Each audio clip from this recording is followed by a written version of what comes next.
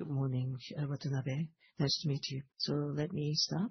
Today, in the first half, I'd like to talk about acquisitions and how it happened, introduction of the company we acquired, and also our strategic intent. In the second half, we will talk about TSND 201, the characteristics, clinical data, and the characteristics.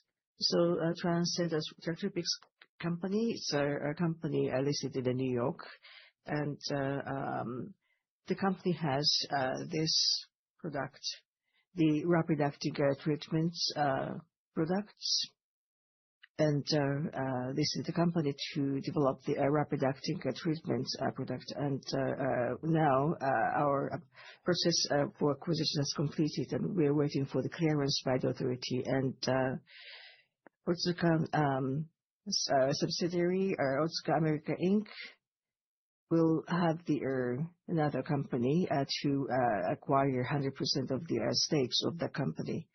And $700 million will be upfront payments.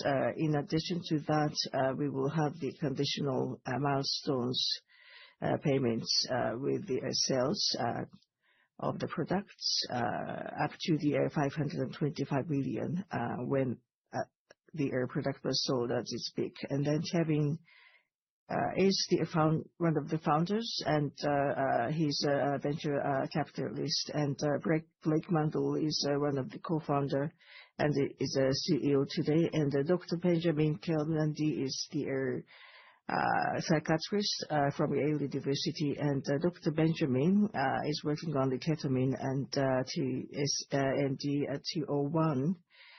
He works on that, plus psilocybin, ketamine, psilocybin 201, and he drove to get clinical data, not just the efficacy, why it happened, the neuro circuits platforms.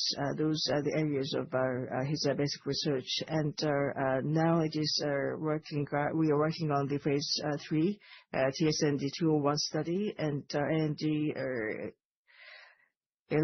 labeling products, prodrug for TSND 201. Those two are the substances they own, and I'd like to give you the strategic ideas with the 3 slides from here. And the first one is our strengthening of our portfolio with the late development stage product. That is our corporate areas of the businesses, and also next generation products, especially next gen psychiatric treatments. And I would like to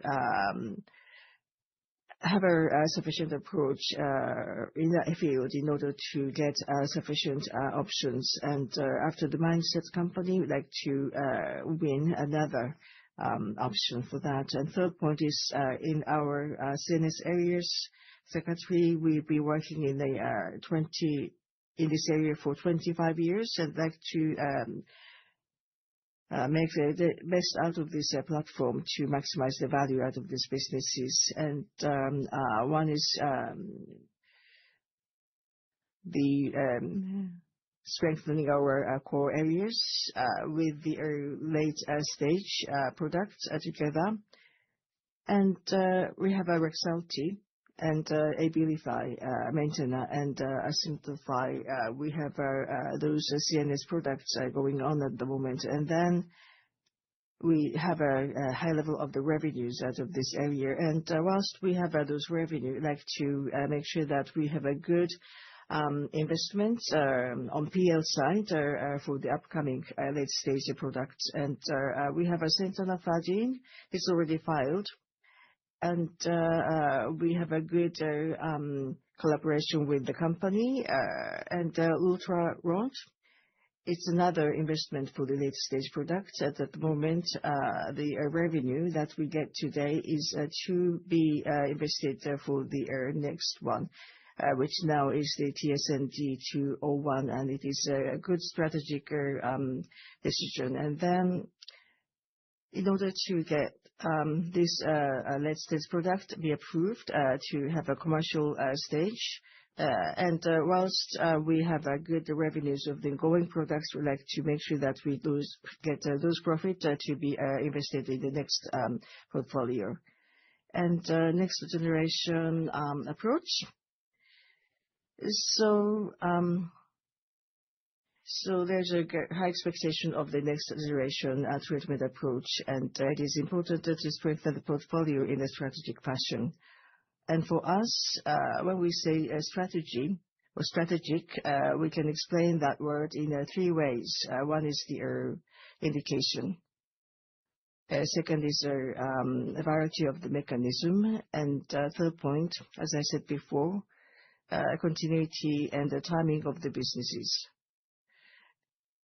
Let me explain with the indications. PTSD in the US is to come with the TLD, resistant depression, and there are many people suffer from that. There are two SSRIs which were approved 22 years ago. Only two drugs indicated for that condition, for the PTSD, and half of those patients have resistant conditions for those drugs.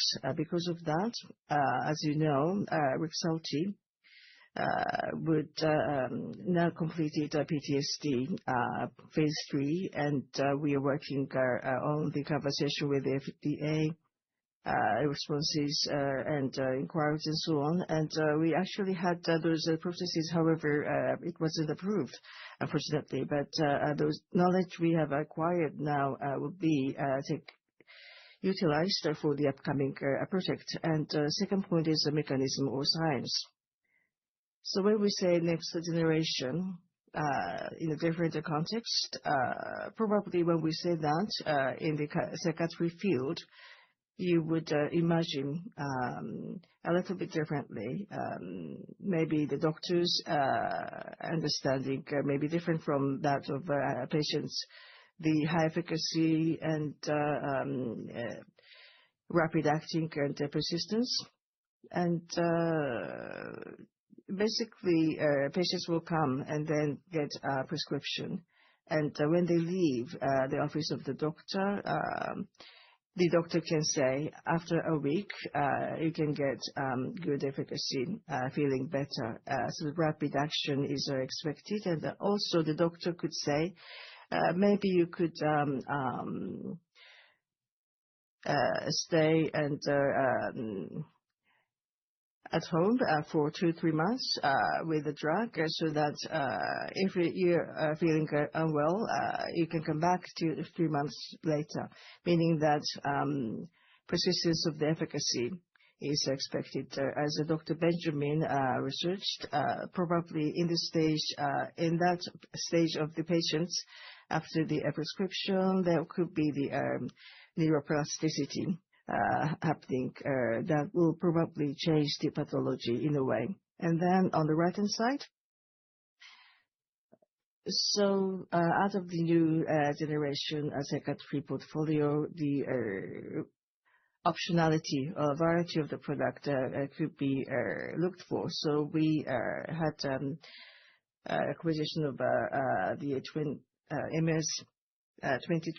MSP 2020 into 2013, and we are working on the various studies at this moment. Then out of that products, we would now to get more researches for the products without the hallucination, so on. Then actually this product has a totally different mechanism. It is categorized as the monoamine releaser, and I'll give you more information about this product in the second half. Third point, in the United States, in the 25 years till now, we have been working on the commercialization and the clinical development of various products for the schizophrenia, Alzheimer, so on. We, of course, worked on the PTSD as well, in addition to AD agitation, schizophrenia, so on. We have good experiences, and we like to take advantage of experiences in regulatory processes. Also for the commercialization processes, we would like to see the interventional clinics, and those treatments will be provided in those clinics, because of which you might think that our sales efforts could be contained in a limited arena. However, in this case, the general psychiatric specialist will be looking after those patients, not just those clinics. And we have established a very broad psychiatry platform in the United States, by which we can discover patients, and it is important to be able to deliver the products to those patients. Let me go into the overview of the compound. Next page, please. Regarding this drug, this is a monoamine releaser with MOA to promote release of monoamines such as dopamine, serotonin, noradrenaline. As you can see in the footnote, regarding the selectivity, which is high, there is no serotonin 5-HT2A agonist activity. VMAT2 inhibition is not existent, which will lead to the bad conditions. Other GPRC is also being screened, and we confirm there is no interaction. Biology-wise, this would promote the reorganization of neuronal circuits in PTSD patients to induce neuroplasticity, as we have confirmed in non-clinical studies. By administering this drug in non-clinical studies, BDNF would be increased, and neuronal process number and length would be increased by 2 times or 3 times, and we are expecting the reorganization of the neuronal circuits. We are promoting the development in PTSD in non-clinical settings. PTSD, depression, anxiety are the 3 models demonstrating high effectiveness, robust effectiveness. Next page, please. As you know, PTSD patients in 2030 are expected to reach 14 million in the United States. As I said at the outset, regardless of the time, it's twice as much compared to TRD patient population. There has been no new approved drugs for more than 20 years. Next page, please. TSND-201 phase 2 study is already completed. Let me talk about it. Regarding this drug, based on the phase 2 study results in the United States, breakthrough therapy designation was granted in the US. This is a clinical study. Please look at the scheme at the bottom of this page. Impact 1 is the name of the phase 2 study. More than 60 patients were randomized 1-to-1 to the active drug and the placebo. The active drug or placebo, to get the drugs, this is Friday. Patients come, for example, on Friday, and in the office, oral capsule will be obtained, 150 milligram capsule would be obtained. After 90 minutes, the second capsule, 100 milligram, would be obtained. And in the reclining chair, there's going to be safety monitoring, and then they can go home on the same day for this treatment. And this is repeated 4 times. That's considered 1 cycle. So they would come back next Friday, as well as the Friday the following week, and they would come again to complete this treatment cycle. And after about 6 weeks, primary endpoint would be measured. Primary endpoint is PTSD primary endpoint, CAPS-5 clinical score. In this study, at each study site, the investigators would not perform the rating. If there is a lot of interaction with the patients, a lot of information could be obtained. So at central centers, monitor physicians who have not met the subjects would interview the subject to rate the CAPS-5. This is the central rater system. Also in phase 3, to avoid any possible bias, we are planning to use the central rater system. The study results were published already in JAMA Psychiatry. As for the study sites, as I mentioned, it's going to be specialized centers. J&J's Scrubber as commercial products. Twice a week, they have to come to specialized centers. There is about 2-hour safety monitoring before they go home. So that's continued twice a week. This is clinically applied already.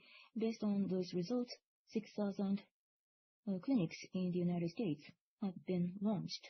In these settings already, phase 3 is completed for compassion psilocybin, which also requires monitoring, so similar clinics are going to be utilized. This is clinical data, 201 phase 2 study. Primary endpoint is CAPS-5.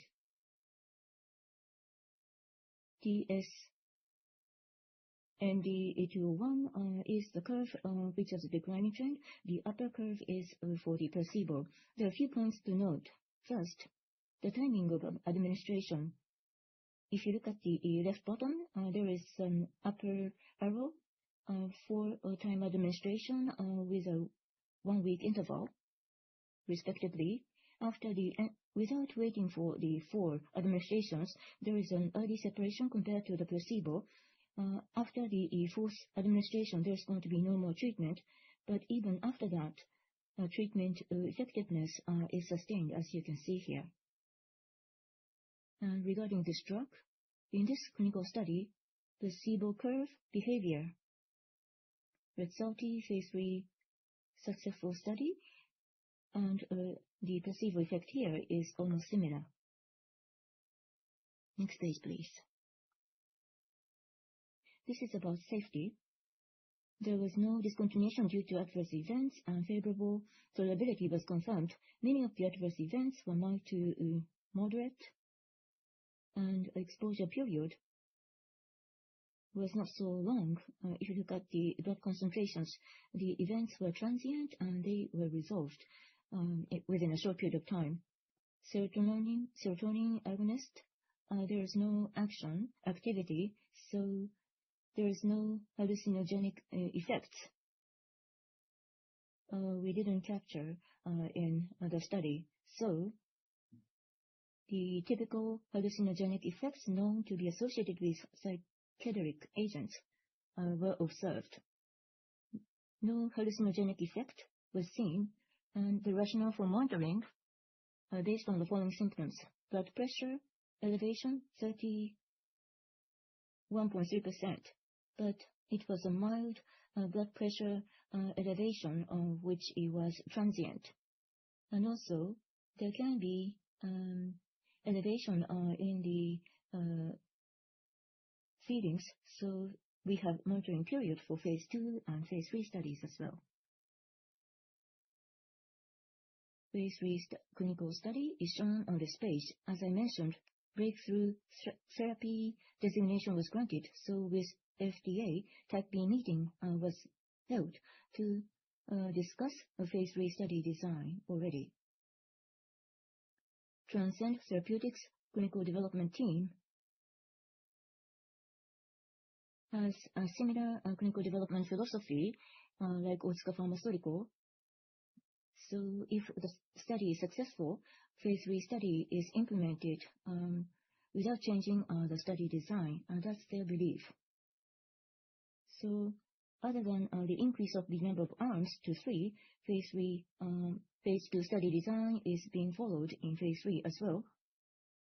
One phase 3 study, Empower 1, we have a sample size of 300, and it's going to be a randomization 1:1:1, and 4 dosings will be planned as phase 2. More recently, Lykos treatment received a CRL from FDA. The reason for CRL was disclosed. Likewise, advisory meeting discussions occurred based on those. And also, we had a Type B meeting with FDA, and we determined the study design. Primary endpoint is going to be CAPS-5, and functional unblinding is something we are going to avoid as much as possible based on this study design. CAPS-5 demonstrated a very good response in phase 2, but CAPS-5 total score, we think is very good. But if you have a breakdown of CAPS-5, JAMA Psychiatry carried the breakdown there. There are 4 major segments in CAPS-5. One is the intrusion of the past memories, which patients cannot handle on their own. That past memory would intrude. This is the intrusion category. Maybe because of that, alertness is very high. Patients are very sensitive all the time. Alert level is very high. If there is somebody knocks on the door, they may be very surprised, or they may not be able to fall asleep. This is an alertness-related segment. Number 3, something can be a trigger to have the bad experiences coming into them, so they try to avoid triggers. They don't go to a certain place. They don't try not to smell a certain odor. So there is the escape intended avoidance symptom. Number 4, to lose their self-esteem. Because of this, there are 4 components in CAPS-5. In particular, the intrusion is the first cluster. Memories would re-emerge in your mind. In order to avoid it, they avoid places or behaviors. So escape is a very specific symptom of PTSD. Not just the total score of CAPS-5, but there is a very good response for each of the components. So we judged this is a very good compound. Next page, please. This is a future plan. Now, phase 3 was initiated last month in March 2026. In 2023, in June, FDA issued the psychiatric guidance. We are referring to that, and based on the agreement with FDA, we'd like to implement an appropriate development program. Phase 3 study. 2 phase 3 studies would be required according to understanding. We are aiming to launch in the United States in around 2030. Last page, please. With the acquisition of Transcend Therapeutics, we acquired a late-stage asset, TSND-201. Together with Mindset, we can expand the optionalities for next-generation psychiatric treatment approaches. Rexulti, Maintena are using a big psychiatric business platform with which we'd like to maximize the value by leveraging the platform. That's all from me.